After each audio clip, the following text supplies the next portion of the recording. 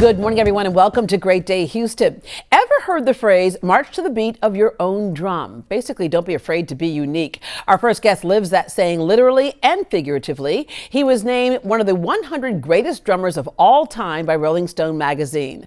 Famed music producer Rick Rubin said his understanding of groove, feel, and emotion is unparalleled.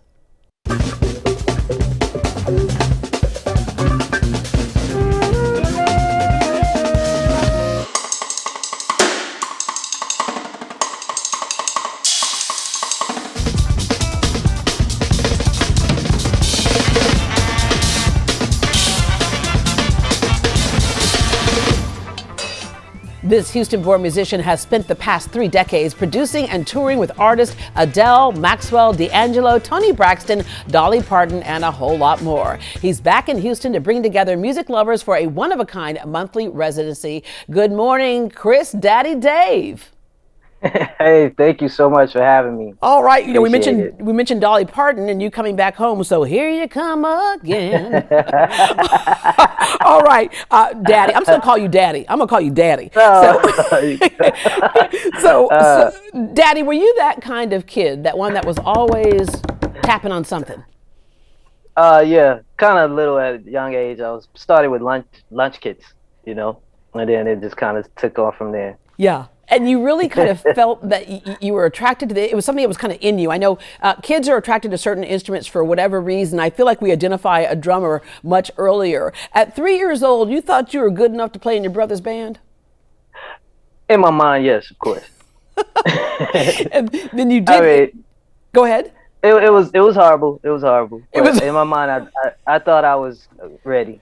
But isn't that where it starts, though? Isn't that where success starts? Is if you're in your mind, you believe that you can do it. You ended up playing in the church. I was talking to a friend of mine this morning, because as we know, in the Southern Baptist Church, there's 2 different versions of it, right? I said, did you have a drum in your church growing up? He goes, oh, good God, no. All right. I know I had the drum in my church. You were playing the drum in your church. But you got better and better at it, and you played gigs around Houston. You actually went to HSPVA. Yes, with Doc Morgan, got through that for my first 4 years. Actually, while I was playing I was at high school at HSPVA, I was playing for Yolanda Adams and Kim Burrell and that type of nature with the church is still, and it just kind of escalated after that. Yeah, Yolanda Adams, who lives here in Houston, a Grammy Award winner. Yes. We love her. So good morning, Yo-Yo. You moved to Washington, D.C. to go to Howard University. What were you majoring in? At the time, I was majoring in music education and trying to major in accounting, but they wouldn't let us double major at the time. Yeah. But you took music seriously enough that this is what you knew you wanted your livelihood to be. But as I could say, as luck would have it, some parents will be upset about this at first, but it probably paid off for you. You cut class to go see Mint Condition. I did. I cut class. I wouldn't recommend it, but at the time it was Jimmy Jam and Terry Lewis. It was the first time they were at our school, and we were trying to, I guess in my mind, network. I didn't really have a mission or a goal when I went there. I just wanted to meet them and see the show.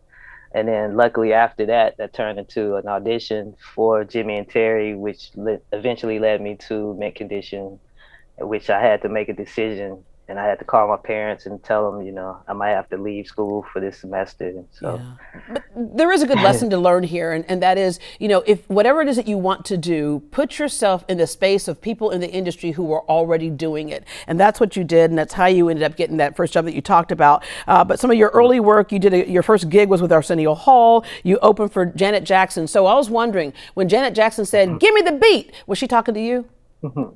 No, she wasn't talking to me at the time.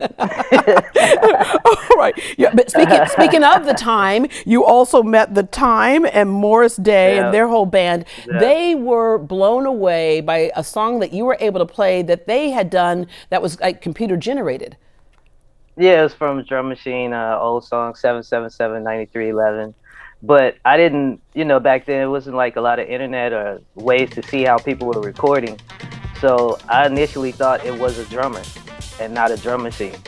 Yeah, and they thought that would be impossible to do, but you did that. Is that something that you learned on your own, or was this through formal training? Because I didn't ask you, did you actually go through formal training to play the drums? I went through a few lessons with mentors like Craig Green, Summer Jazz Workshop, but then a lot of it was a lot of life experiences and playing around in different groups and different circles and learning different genres of music. And I credit that to like my brothers and my father and my mom. So it was just like a smorgasbord Yeah, yeah. at You know, times. it's funny. Most of us, I was in marching band, so we could not live. We'd fall apart without the drum. Most bands would fall apart Oh without wow. the drum. But yet, you're kind of that guy that you have to kind of look through the lead guitars and the singers to see in the background. You have been in the forefront. Magazine covers. You've performed almost every kind of music there is. That's where the drum can go. The drum can certainly go in any kind of genre. You also play with Herbie Hancock, Erica Badu, Yolanda Adams. You mentioned her. Tribe Called Quest, and you also have been able to win a Grammy or Grammys, I should say. You've worked on Hmm. Grammy projects. Yeah, no problem. Yep. Those were just, another at the time just work, just trying to work really hard and then it eventually paid off, just being consistent. Yeah, I I guess love that you're would like, be the great yeah, word. I won some Grammys. It just worked. You won Grammys with Adele, Maxwell, Robert Glasper. All right, you have Drumheads, which is your passion project. Explain what that is. Mhm.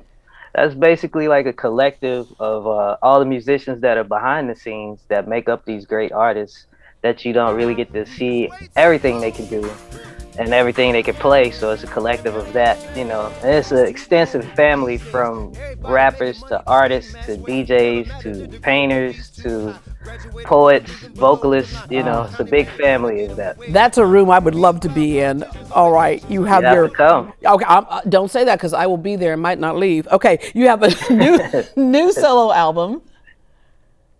Yeah. Well, we had a few that came out on Bandcamp. The latest one is City of Everly Part 2. But it's just been a compilation of like little thoughts and nuggets per month till we officially do the next Drumheads album, which would be probably later this year. All right, so you have that monthly residency, but you also have Yes. drum theology. Say that fast 3 times. The Drum Theology Masterclass. Yes. And that's just another way of teaching and passing down what we've learned in the journey of going what not to do, what to do, and trying to explain it to the younger musicians in a way that we weren't taught, so it'd be a little better, give a little more coverage of information from learning how to play together to learning your roles on stage to, so you won't just be stuck in one place and be able to move around and function in the industry if you like. Yeah, yeah, that's amazing. All right, so for all the parents this morning whose kids are always doing this, you never know, you might become another daddy, Chris Daddy Dave, and then and then thanks to the drummers. I mentioned I was in high school band. To this day, when I walk and count in eights. I'm like 1, 2, 3, 4, 5, Oh 6, wow. 7, 8. Yeah, playing that flute. Chris Daddy Dave, thank you so much for joining us this morning. Yes, and if you don't forget, Thursday, February 17th is our latest residency with the Drumheads with Bilal as a special guest, and that'll be at 1120 Naylor Street, and this Thursday night. So come out and check out the residency so you could just be a part of like-minded creative minds if you All want. right, welcome back home. Hey, thank you so much for having me. All right. As he mentioned, the next Drumheads Audio Art residency is tomorrow night at 7:30 p.m. at Drumheads House on Naylor Street. Tickets are still available online. For more information, log on to greatdayhouston.com and we will connect you as well.